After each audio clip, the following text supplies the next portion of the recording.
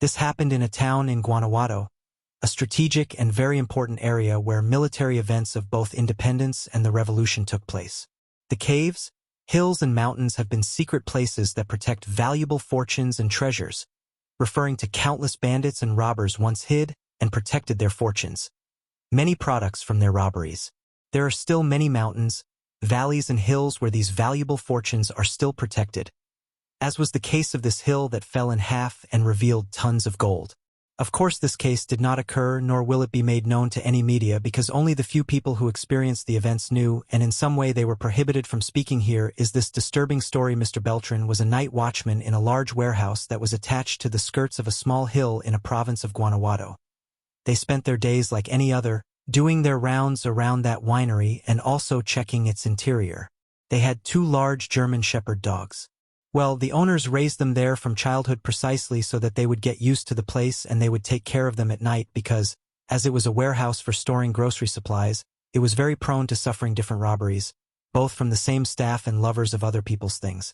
At night, these dogs were only left free at night and Mr. Beltran had to receive special training so that they obey him because those dogs are trained and ready to attack the owners. And now Mr. Beltran's. There were very few houses surrounding that warehouse because since it was attached to the hill, only about 8 families lived there all around it. The same and the dirt road was only 450 meters away, and then the road continued. In reality, they were far from everything. The seasonal rains had begun and they attacked with force. Rivers of water that came down from that hill when suddenly, on a Saturday like that at 1:30 in the morning, the trained dogs began to bark and were very restless. They went around and around the entire field, running, barking and jumping over the protected fence incessantly. They constantly got close to Mr. Beltran as if they wanted to communicate something, but he himself did not tell them. He understood that he had not been trained to react to the dogs' attitudes and he assumed that something was wrong, of course, but he could not see anything strange. He took the 2 dogs from their leashes and went to make a round of the entire area around that winery. That is why the dogs make a complete stop and both turn towards the hill, barking loudly. When at that precise moment a very loud thunderous noise was heard that clearly came from that hill. Mr. Beltran turned quickly to search with his eyes what was happening, but no. He could see nothing in the distance due to the poor light when suddenly the dogs let go of his hands and headed directly towards the back of this hill, but they ran into the thick wire mesh. Beltran decides to leave the warehouse and go see what it is. What was really happening, but he was surprised when he observed that that great hill was split in half and a lot of yellow metal could be seen between its stones. Mr. Beltran lights his lamp, goes after the dogs and manages to glimpse a scene that very few mortals have observed. The presence of large amounts of gold among ingots and hundreds of coins of all kinds of sizes and nomenclature suddenly appeared before their eyes, but it was not a little or something small but hundreds of coins breaking from that hill between rubble and earth. Really, the whole half of that hill was covered in golden yellow, the dogs running all over that hill in search of someone who smelled like a human, looking for some suspect, but really what happened is that those dogs felt minutes before that landslide from this hill.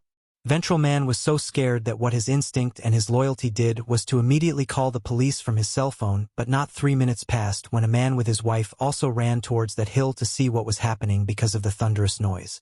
They were surprised to see a large fortune, but their instinct was to run towards that rubble and take everything they could carry in their skirts and pants, including gold coins, even the odd ingot under their arms. They were leaving when 2 more other families observed the same thing and also took what they could.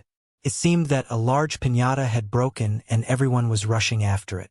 Its content is when Benjamin Velasquez arrived, who had a small field also attached to that hill, and he stayed the night to take care of the animals. Who is the one who tells us this great story and tells us that he only managed to take a few gold coins in his fist because, at that moment, the police arrived and prohibited anyone else from approaching. There were 3 patrol cars with 6 police officers each.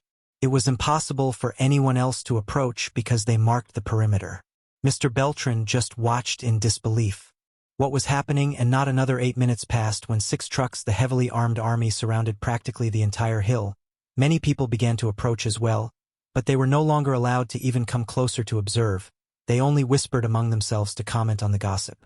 And what happened, but like wildfire, the dream of that small hill reached his ears, who arrived an hour later arguing that this was his hill with everything in papers.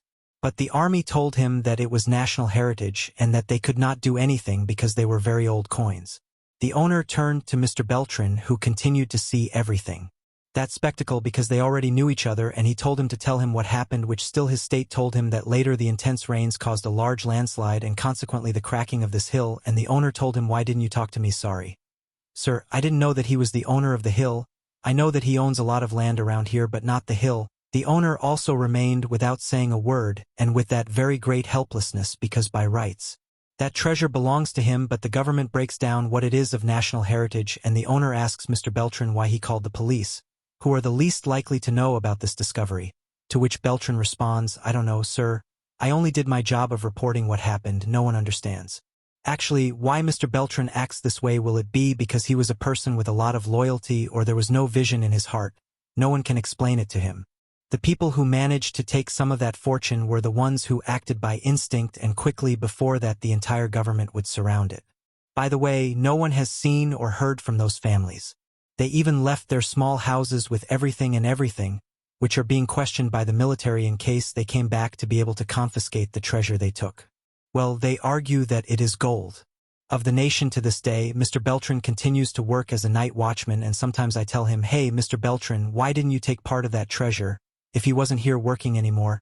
He simply answered, "The money is, sir, because it activates you and causes the greed." I never really understood his philosophy of life, although he is very respectable, and obviously that fortune has not been mentioned to anyone. No one knows what happened to all that gold. Well, they say that they took out 3 trucks full and loaded with gold up to the top, and how I commented, this is not the first time that this type of incident happens where precious metals are involved, where unfortunately no one knows or will know where the resources of all that gold will be directed. If you like this great true story, please give us a like, subscribe and share. See you soon.